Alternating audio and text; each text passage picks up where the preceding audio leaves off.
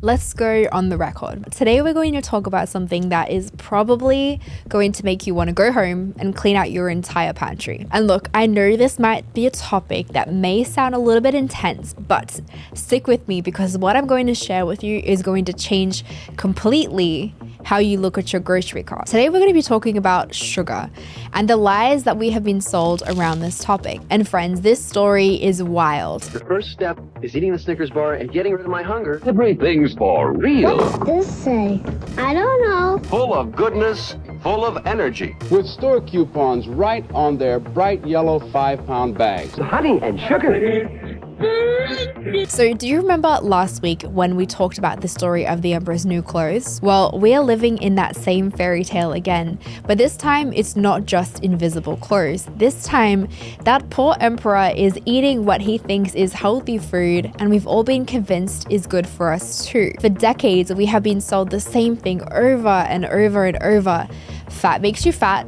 Cholesterol is terrible for you. Go low fat if you want to be healthy. What did these food companies do?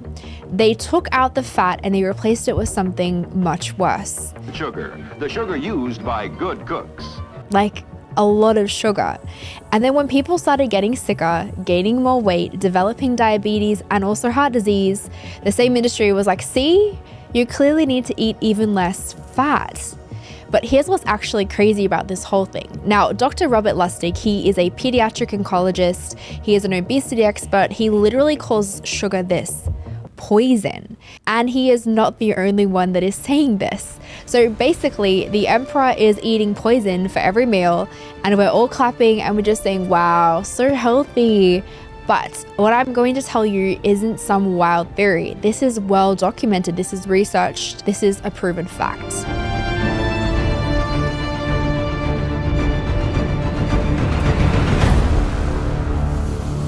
Now, let's go way back to the 1960s, where there are documents showing that the sugar industry paid Harvard researchers to study heart disease risk factors.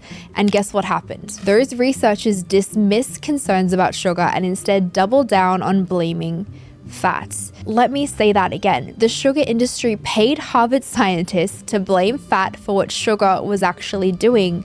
Now, this wasn't some accident. This wasn't a coincidence. This was completely strategic. When your grandmother was told to stop eating butter and start eating margarine, when your mom was told to stop eating eggs and start eating cereal, and when you were told to stop eating meat and start eating heart-healthy grains, you were literally following dietary advice that was bought and paid for by the sugar industry. This is wild, right? Like, mind-blowing. But let's actually talk about what happens when sugar enters your body. Because once you understand this part, you're never going to look at Coke the same way ever again. According to Doctor Who, the effects of added sugar intake mean higher blood pressure, inflammation, weight gain, diabetes, and also fatty liver disease. These have all been linked to increased risk for heart attacks and stroke. But it gets even crazier than that. Nicole Avena, who wrote Why Diets Fail and has done extensive research on sugar addiction, says that sugar binging changes your dopamine receptors and creates a tolerance and withdrawal symptoms. She also says that sugar is as addictive as cocaine. And Dr. Ashley Goldhart, who developed the Yale Food Addiction Scale, she found that when they scanned the brains of people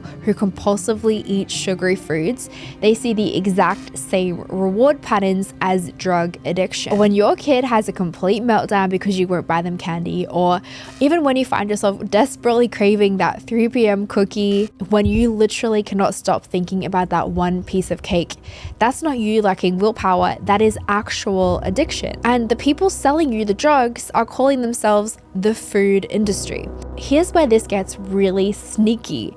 The sugar industry doesn't just want you to eat more sugar, they want to create a whole culture where you'd feel guilty for eating the foods that will actually satisfy you. Think about it.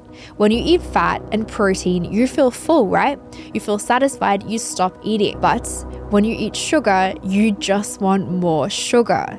I know I cannot be alone in that. So basically, they've convinced an entire generation that foods that are actually satisfying to you are bad, and the foods that make you crave more are healthy. Low-fat yogurt loaded with added sugar, branded as healthy. Whole eggs with natural fat, branded as dangerous. Fruit juice with 30 grams of sugar, nutritious. And avocado with natural fats, fattening. They've turned nutrition completely upside down and then convinced you that when you couldn't stick to their diet, it was your fault. Friends, the diet industry, the food industry, it isn't designed to make you healthy. It's designed to keep you sick and to keep you buying their products. Sugar is hiding everywhere. Let me blow your mind with how deep this deception actually goes. Sugar isn't just candy and soda. Your healthy whole grain bread, it's sugar. Your protein bar has probably more sugar than a Snickers bar. Your salad dressing, it's loaded with sugar. Your pasta sauce, sugar. Your low-fat anything, sugar, sugar, and more sugar. But here's the part that makes me mad. Here's the sneaky part. They don't even just flat out call it sugar anymore. They hide it. They manipulate us behind names like high fructose corn syrup, dextrose, maltodextrin, rice syrup, agave nectar, evaporated cane juice. These are just some of the over 60 different names that the industry uses for sugar on food labels. Why do you think that is? Because if every food label just said sugar in big letters, we might start questioning this. We might start wondering why. But when it says evaporated cane juice, well, to me, that sounds healthy, right? Really, it's still the same thing. It's just dressed up in a prettier name.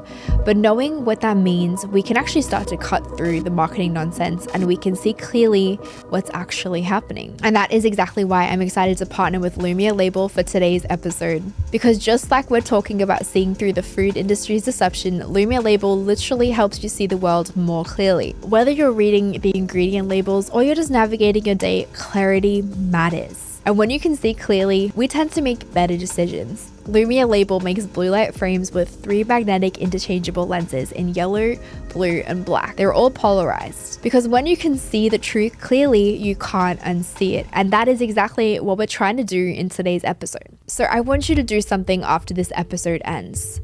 I want you to go into your kitchen and I want you to start reading some of the labels. Look for those 60 different names for sugar. Count the grams, add up what you actually consume in a day.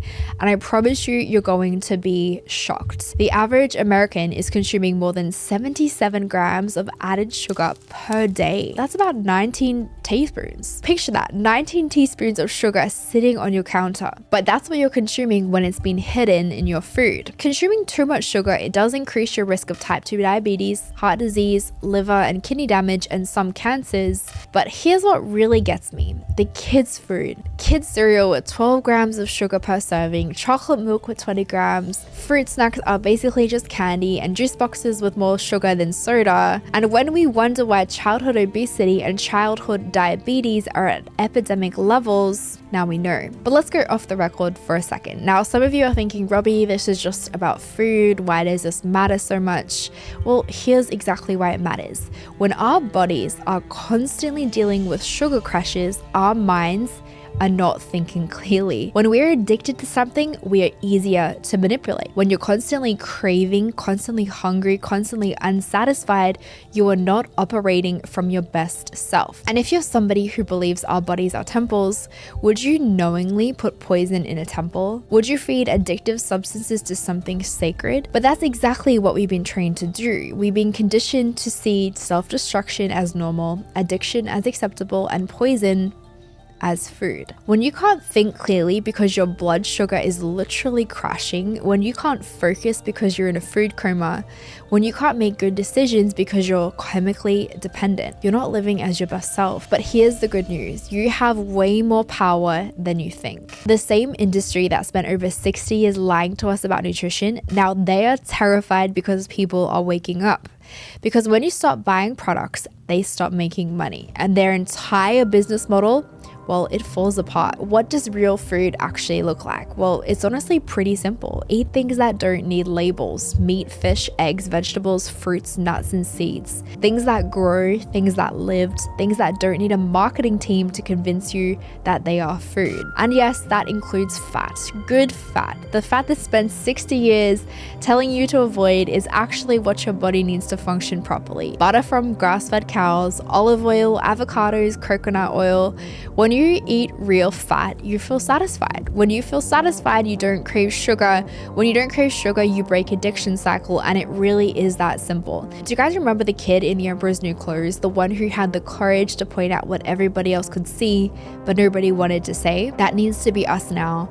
When you see a healthy granola bar with 15 grams of sugar, be the person who says, actually, that is not a health food, that is a candy. When you see a heart-healthy cereal with 12 grams of sugar per serving, be the person who says, that's not breakfast, that is dessert. And when you see a natural fruit juice with more than 30 grams of sugar, be the person who says, that is not nutrition, that is liquid candy. The Emperor is eating poison for breakfast, lunch, and dinner, and everybody is just clapping for his healthy choices. But you know better now, and once you know better, you can't unknow it. The question is this: are you brave enough to stop eating the poison? Are you brave enough to be the person who says what everyone else can see, but nobody wants to admit? This episode is something that really hits home for me, and it's not something that I take lightly at all. At the end of last year, I was diagnosed with an autoimmune disease called Hashimoto's, and Hashimoto's is brutal. It just ravages nearly every aspect of your life, from your energy levels to your sleep to your brain function. I had constant brain fog, and what was the answer from the doctors? They were like, okay, you need to go on this medication. You're going to be on this medication for the rest of your life. So I started looking into other methods. I got a team, they did blood tests and basically made custom supplements. I work with a nutritionist, and I'm not on the medication that they recommended me, and my life is radically different, and I'll tell you why. I believe it's from my diet. I cut out sugar, and let me tell you, it is not for the weak, because it's pretty much in everything. Remember when I said go check your kitchen, your labels? I had to throw away 98% of my kitchen. Like, really? I looked around after I threw everything away. I was like, cool. So I've got some eggs and some steak. So basically that's all I have, from the sauces that we use to so many of the seasonings to everything, even things that are keto. There is so much manipulation in this industry, and it's something I really, really care about. And the reason I'm speaking about this really is this: because I feel like a different human. I don't have the brain fog that I had, and this is a journey where I'm still learning a lot, and it is definitely hard to break that addiction, but it is something that we at least need to be aware of. Okay, so this segment is called You on the Record. Now, I genuinely want to hear your thoughts on this topic. Have you tried to cut sugar out of your diet? What happened? Did you get withdrawal symptoms? Did you get crazy cravings, mood swings? Just comment below. Let's chat in the comments, and also send us an email with your stories, because the more people who understand what's really been happening, the harder it becomes for this industry to keep these lies going. Now, until next time, friends, this has been Robbi on the Record. By the way, guys, we are launching an exclusive monthly newsletter, so if you'd like to receive that, join the family, join the fun, click the link down below to sign up. There is some really exciting stuff that we have coming up, and I want you to be the first to know about it. And on top of that, we're also giving away a pair of Lumia label glasses, the blue light glasses that we've been talking about, and I'm really excited for you to get your hands on them. That competition is going to end at the end of September. I'll see you at the next episode.